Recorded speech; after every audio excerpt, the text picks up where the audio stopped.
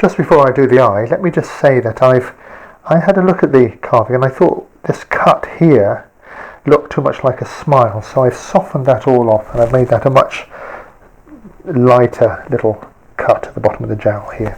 It's quite a medieval looking hare. I'm not pretending it looks like anything too real. So the first thing I want to do is put in a nostril here, which goes something like this. So there is a cut along here. You can see that, just like so. In fact, if I use a smaller tool, it might be easier to see. So there's a cut in here at an angle. Then we're going to cut a little wedge out of there like that. And we're going to just round that a little bit over. Might need a skew chisel. But that there's the nostril coming in. Now the eye, well, there are different ways of doing it. But what I want to do quite simply is make quite a big eye. So I'm just going to make a round, literally take a number 9, stab it in, move it round, stab it in, move it round. You can see the paper's coming off. Let me pull that off. Oh. Well, it was coming off. Oh, stay on. Okay. So I'm pushing that in. What I don't want to do is pop that out. It is coming off. There you go. There you can see it clearly. So there's my eye there.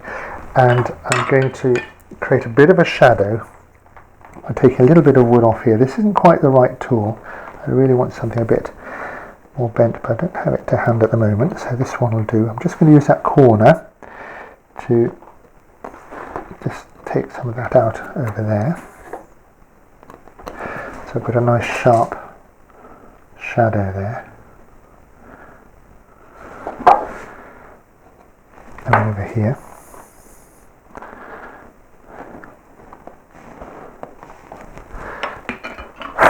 Stab that in again.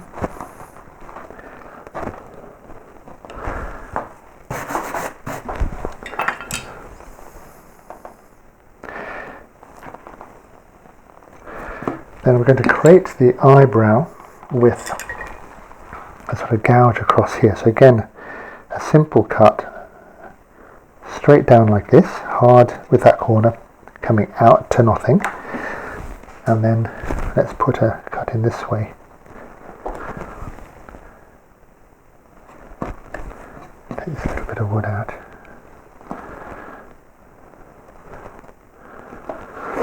Tiny little bit left in that corner. I'll just rip that out with this skew chisel.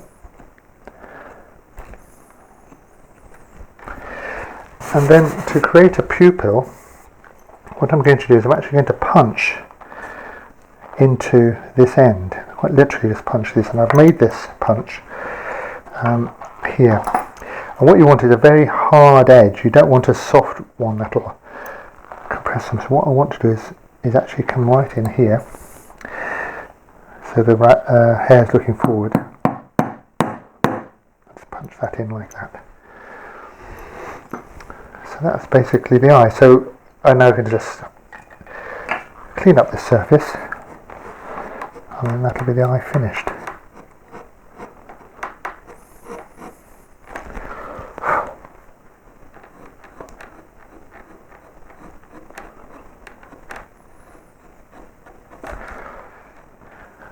With the eyes, I've finished all the detail carving. Although if you want to, you could put a couple of nicks in for the toes, and you'd do that very much like you did the eyebrow here, this little delta cut. Perhaps you put a couple of toes in there if you want to. I'm not going to do it now, although I might change mine later. Check everything over, look at the background, change the lighting, make sure this is quite a strong outline. I took this tail back a bit because I thought it was a bit confusing, so I've actually made that softer and made this line here stronger, the one that goes around the actual hair. So with that, I've cleaned off the paper now, and what I'm going to do is I'm going to wipe it with something like a 340 grit paper. That just means doing this over it. And what that does is it just makes it a little more tactile, takes any of these very hard, sharp edges off. So a little bit of a wipe, and then the carving's finished. What I'm going to do finally is just do something with the background. I'm going to get a punch and stipple this background a little decoratively. Here's the punch I'm going to use. It's got 4 prongs, and I made it from an old bolt. I put a link to it where making this down below this video. So what I'm going to do is just going to use a hammer on this one because it's metal and I don't have any a dummy mallet here. So I make a first mark, then I'm going to turn it a little bit so that I sort of tessellate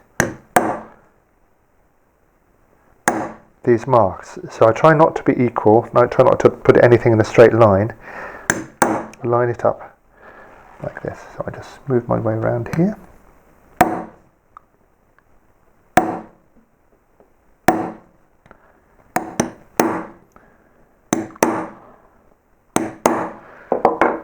Now there'll be some places that you can't get in because this is too tight, and what I've got here is a triangular punch that mimics one of those points. So wherever I've got an odd little space that I can't reach, I can fill it in with a little point like that. So for example around here. Anywhere where I think there's a little hole that I've missed, I just go around and fill in. So in the end I've got this uniform effect all around the hairs. I'm going to finish my carving with my normal beeswax polish. I'll put a link to making this below the video. So the usual method, which we'll see elsewhere on the site, dollop of the beeswax, a hairdryer to warm it up, and rub it into the surface.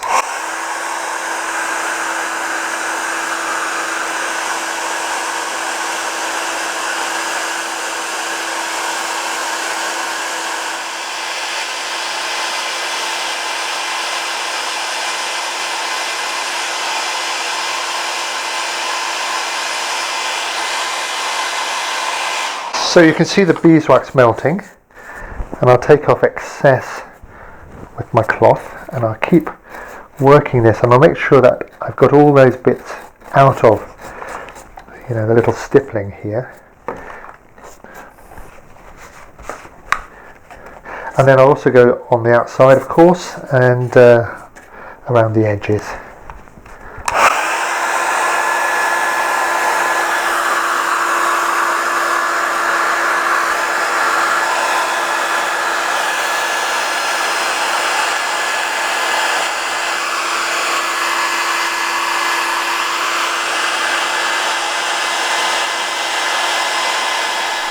I think the beeswax really does bring out the colour of the wood and finishes it off.